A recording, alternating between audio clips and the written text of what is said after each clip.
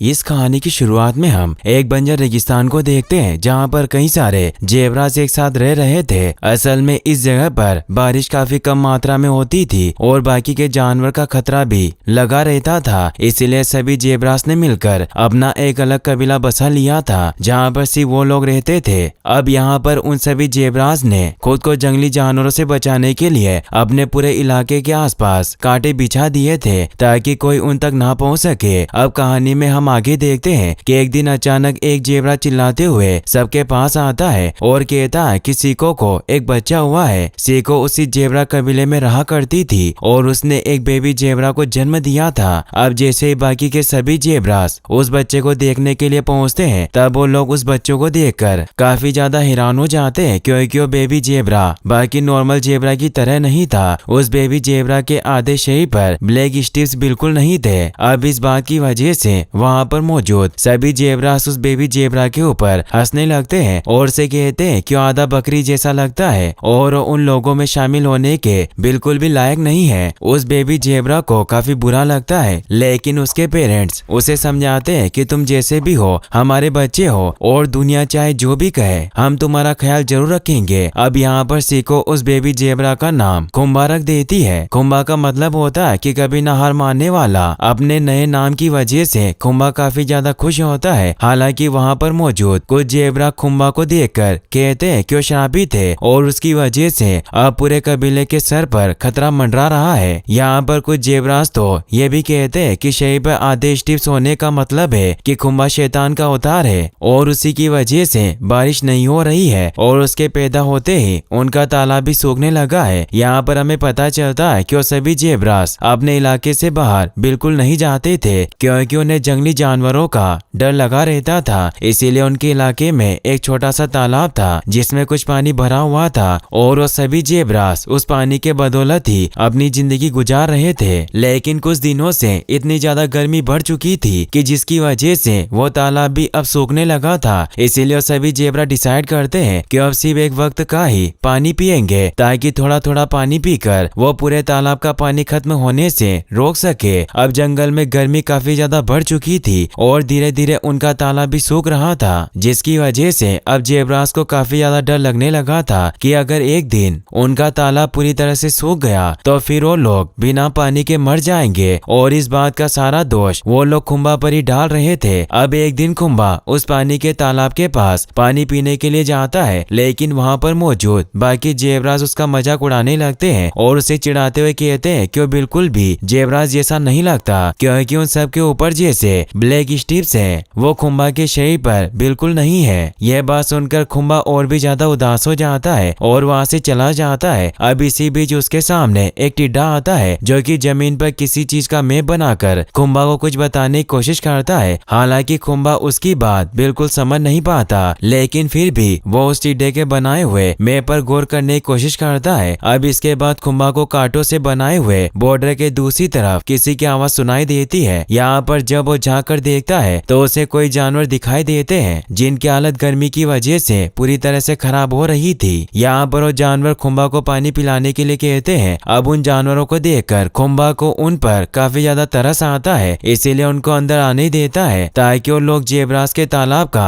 थोड़ा सा पानी पी सके। यहाँ पर अब खुम्बा जैसे ही उन जानवरों को अंदर आने के लिए वो कांटों का गेट खोल देता है, तभी बाकी के जेब्रा आकर ये सब देख लेते हैं और उन जानवरों को वहाँ से भगा देते हैं, जिससे वो बेचारे जानवर बिना पानी पिए ही जाने लगते हैं। लेकिन इसी बीच हम देखते हैं कि वहाँ पर फेंगो नाम का एक तेंदुआ आ जाता है जो उन जानवरों पर हमला कर देता है। अब फेंगो यहाँ पर खुम्बा को भी देख लेता है और उस पर भी हमला करने के लिए आगे बढ़ता है, लेकिन तभी खुम्बा के पिताजी वो गेट बंद कर देते हैं, जिसकी वजह से फेंगो अंदर नहीं आ पाता। इसके बाद अब सभी जानवर मिलकर खुम्बा को डांटने लगते हैं और उसे ताने मारने लगते हैं क्योंकि आज उसकी गलती की वजह से ही वो तेंदुआ अंदर आने वाला था और सबकी जान खतरे में पड़ सकती थी। अब यहाँ पर खुम्बा को बहुत ज्यादा बुरा लगता है और वो गिल्टी महसूस करने लगता है, जिसके बाद वो वहाँ से चला जाता है और अकेले खुद को कोसने लगता है। यहाँ पर हम देखते हैं कि खुम्बा को उदास देखकर उसकी माँ भी उसके पास आ जाती है और अपने बेटे को इस तरह से उदास देखकर खुम्बा को एक कहानी सुनाने लगती है। वो बताती है कि आज से कई हजार साल पहले इस जगह पर सिर्फ जेब्रास ही रहा करते थे जिनकी बॉडी पर कोई भी ब्लैक स्ट्रिप्स नहीं हुआ करते खेलते थे, लेकिन एक दिन एक जेबरा को खेलते खेलते एक मैजिकल तालाब दिखाई दिया, जिसमें नहाने के बाद उसके शरीर पर अचानक ब्लैक स्ट्रिप्स आ गए, जिससे बाकी के सभी जेबरास ने भी उस तालाब में छलांग लगा दी और धीरे धीरे उनकी बॉडी पर भी ब्लैक स्ट्रिप्स आ गए। ये कहानी सुनते समय कुंभा को अचानक कुछ याद आ जाता है और वो तुरंत वहाँ से चला जाता है और उस मैप के पास पहुँचता है जो कि उस टिड्डे ने बनाया था। कुंभा को लग रहा था कि वो मैप असल में उसी जादुई तालाब का है जिसके बारे में उसकी माँ बात कर रही थी। अब यहाँ पर उस मैप को देखकर कुंभा बहुत ज्यादा खुश हो जाता है और वो अपने सफर पर निकलने की सोचता है, लेकिन इससे पहले वो आखिरी बार अपनी माँ को मिलने के लिए जाता है, जहाँ पर उसे पता चलता है कि बहुत ज्यादा तबीयत खराब होने की वजह से उसकी मम्मी की डेथ हो गई है। अपनी मदर को मरा हुआ देखकर कुंभा का दिल पूरी तरीके से टूट जाता है, लेकिन बाकी के जेबरास इस बात के लिए भी कुंभा को ही दोषी ठहरा रहे थे और बता रहे थे कि कुंभा बहुत ज्यादा मनहूस है, जिसकी वजह से उसकी माँ भी मर गई। अब ये सारी बातें सुनकर कुंभा अपना कबीला छोड़ देता है और उस तालाब को ढूंढने में लग जाता है। हालांकि उसकी माँ की मौत का दुख उसके दिल में अभी भी था। सफर के दौरान कुंभा को एक लोमड़ी दिखाई देता है जो कि उसे अपनी बातों में फंसा लेता है क्योंकि उसका शिकार करना चाहता था। वो कुंभा से कहता है कि वो इस जादुई तालाब का रास्ता जानता है, जिससे बेचारा कुंभा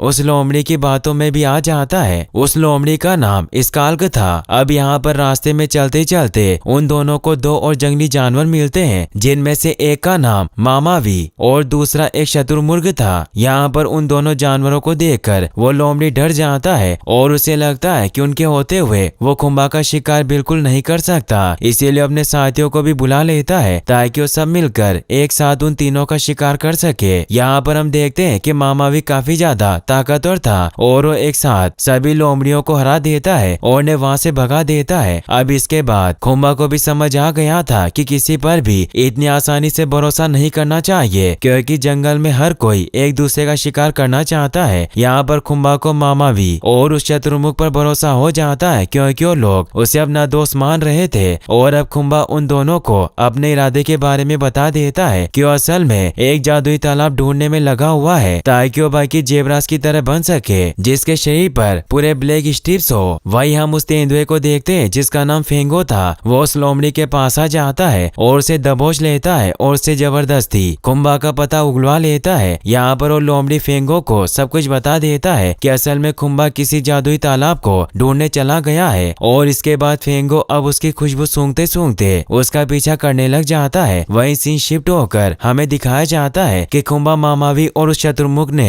अपने रहने के लिए सुरक्षित जगह का बंदोबस्त कर लिया था और जंगली जानवर से बचने के लिए उन तीनों ने आग भी लगा ली थी। अब अगली सुबह कुंभा मैप के मुताबिक फिर से अपने सफर पर निकल पड़ता है और यहाँ पर उसे 3 लंबी पहाड़ियों को ढूंढना था क्योंकि उस मैप में यही लिखा हुआ था। यहाँ पर मामावी और शत्रुमुख कुंभा का साथ देने में मदद करते हैं और उसके सफर पर निकल पड़ते हैं। इधर कुंभा के पिताजी कुंभा के इस तरह से जाने की वजह से काफी ज्यादा परेशान थे और इसी बीच उन्हें कुंभा और फेंगो के पैरों के निशान मिलते हैं, जिसे देखकर उन्हें लगता है कि फेंगो ने कुंभा को मार दिया है। अब वो ये बात अपने कबीले में बाकी जेबरास को भी बताते हैं, जिसे सुनकर एक जेबरा कहता है कि अच्छा हुआ कुंभा मर गया क्योंकि एक श्रापित जेबरा था और अब उसके मरने के बाद शायद बारिश हो जाए। ये सब सुनकर उस जेबरा की बेटी टॉम्बी कहती है कि कैसे डेड हो आप, आपको कुंभा के बारे में इस तरह की बातें नहीं करनी चाहिए क्योंकि वो मेरा दोस्त था। अब दूसरी तरफ हम देखते हैं कि उस मैप का पीछा करते करते कुंभा और उसके दोस्त उस जादुई तालाब तक पहुंच गए हैं और कुंभा उस तालाब को देखकर बहुत ही ज्यादा खुश था। यहाँ पर सबसे पहले वो शत्रुमुख उस तालाब में चला जाता है, लेकिन बाहर आने के बाद उसे कुछ नहीं होता। यह देखकर कुंभा को लगता है कि शायद इस तालाब का जादुई पानी सिर्फ जेबरास के ऊपर ही काम करता होगा और ये सोचकर कुंभा भी उस पानी में उतर जाता है, लेकिन जैसा उसने सोचा था वैसा कुछ नहीं होता और उसकी बॉडी पर ब्लैक स्ट्रिप्स नहीं आते। अब इसके बाद कुंभा फिर से उदास हो जाता है और वहाँ पर मौजूद बाकी के जानवर उस पर हंसने लगते हैं और कहते हैं कि ये सिर्फ हमारा एक प्रैंक था और यहाँ पर कोई भी जादुई तालाब नहीं है। वहीं हम देखते हैं कि कुछ इंसान उस जगह पर पहुँच गए हैं जो कि असल में टूरिस्ट थे। यहाँ पर वो सभी इंसान कुंभा को देखकर काफी ज्यादा हैरान हो जाते हैं क्योंकि उन्होंने भी आज से पहले इतना अलग जेबरा कभी नहीं देखा था और अब सब लोग अपनी कार्स में बैठकर कुंभा का पीछा करने लगते हैं ताकि वो लोग उसे पकड़ सके। हालांकि कुंभा अपनी जान बचाकर वहां से भागने की पूरी कोशिश करता है, लेकिन इन इंसान आखिरकार उसे पकड़ लेते हैं। एक गिलहरी ये सब कुछ होता हुआ देख रही थी और वो खुम्बा की मदद करने की सोचती है और अब इसके बाद वो गिलहरी भागते हुए आकर ड्राइवर की फ्रंट मिरर पर चिपक जाती है, जिसकी वजह से ड्राइवर का बैलेंस बिगड़ जाता है और उसकी गाड़ी पलटी हो जाती है। खुम्बा तुरंत अपनी जान बचाकर वहां से भाग जाता है और अब वो इंसानों की केस से आजाद हो चुका था। दूसरे सीन में हम देखते हैं कि वो गिलहरी खुम्बा के पास आ जाती है और से बताती है कि उस जादुई तालाब के बारे में तुम्हें ब्लैक ईगल ही बता सकता है। उसके बाद अब खुम्बा उस ब्लैक ईगल को ढूंढने के लिए चला जाता है और यहाँ पर उसके साथ मामावी और शतुरमुर्ग भी फिर से उसके सफर पर जुड़ जाते हैं। वहीं दूसरी तरफ हम देखते हैं कि जेब्रा के कबीले ने डिसाइड किया था कि अब वो लोग इस 4 दीवारों में घुट घुट कर नहीं रहने वाले, क्योंकि इतने समय से बारिश न होने के कारण वो लोग ऑलरेडी मरने के कगार पर आ चुके थे। इसीलिए आपस में मीटिंग करके अब वो लोग अपने इलाके से बाहर निकल जाते हैं ताकि वो लोग पानी की तलाश कर सके। वहीं पर हम देख पाते हैं कि फेंगो भी खुम्बा की खुशबू सूंघते हुए उसका पीछा कर रहा था। इधर एक बहुत लंबा सफर तय करके खुम्बा आखिरकार उस ब्लैक ईगल की लोकेशन तक पहुंच जाता है, जहां पर पहुंचने से पहले ही कुछ छोटे छोटे जानवर उसे रोक लेते हैं और कहते हैं कि ब्लैक ईगल असल में बहुत ही ज्यादा खतरनाक है और उससे मिलना सही नहीं रहेगा। लेकिन तभी हम देखते हैं कि पीछे से ब्लैक ईगल आकर खुम्बा को दबोच लेता है और उसे मारने लगता है। लेकिन इससे पहले क्यों खुम्बा को कुछ करता, खुम्बा उसे अपनी सारी सच्चाई बता देता है कि अब तक उसके साथ क्या क्या हुआ, जिसे सुनकर ब्लैक ईगल को उस पर तरस आ जाता है और उसे छोड़ देता है। अब यहाँ पर वो ब्लैक ईगल खुम्बा और उसके दोस्तों को उस जादुई तालाब का भी पता बता देता है। लेकिन यहाँ पर दिक्कत यह थी कि जहाँ पर वो तालाब था उसी के बगल में फेंगो का घर भी था। मतलब घूम फिर कर खुम्बा को फेंगो के पास ही जाना पड़ेगा। ब्लैक ईगल खुम्बा को ये भी बताता है कि जब फेंगो एक छोटा बच्चा था तब उसकी एक आंख खराब थी, जिसकी वजह से बाकी सभी तेंदुए उसका मजाक उड़ाया करते थे। लेकिन इसके बावजूद भी फेंगो की सूंघने की शक्ति कई गुना ज्यादा है और वो दूर से ही अपना शिकार सूंघ लेता है, जिसकी वजह से आजकल वो शिकार करने में काफी ज्यादा माहिर हो चुका है। अब न चाहते हुए भी खुम्बा को ये रिस्क लेना पड़ रहा था, क्योंकि आखिरकार उसे कैसे भी करके उस तालाब तक जो पहुंचना था। अब आगे चलकर हम उस गिलहरी को भी देखते हैं जिसने पहले खुम्बा की भागने में मदद की थी। वो अपने सभी साथियों के साथ मिलकर डिसाइड करते हैं कि वो लोग भी खुम्बा की अपने मिशन में मदद करेंगे, जिसके बाद वो सभी लोग खुम्बा के साथ जाने के लिए तैयार हो जाते हैं। यहाँ पर जब मामावी और शत्रुमुख को पता चलता है कि खुम्बा उस जगह पर जा रहा है जहाँ पर फेंगो का घर है, तब वो लोग भी उसे वहाँ जाने से रोकते हैं। लेकिन खुम्बा उनकी एक नहीं सुनता और उन दोनों को अकेले छोड़कर ही आगे बढ़ जाता है। कुछ ही समय में वहाँ पर फेंगो पहुँच जाता है और उस शत्रुमुख और मामावी को देख लेता है और उन्हें दबोच लेता है। यहाँ पर डर के मारे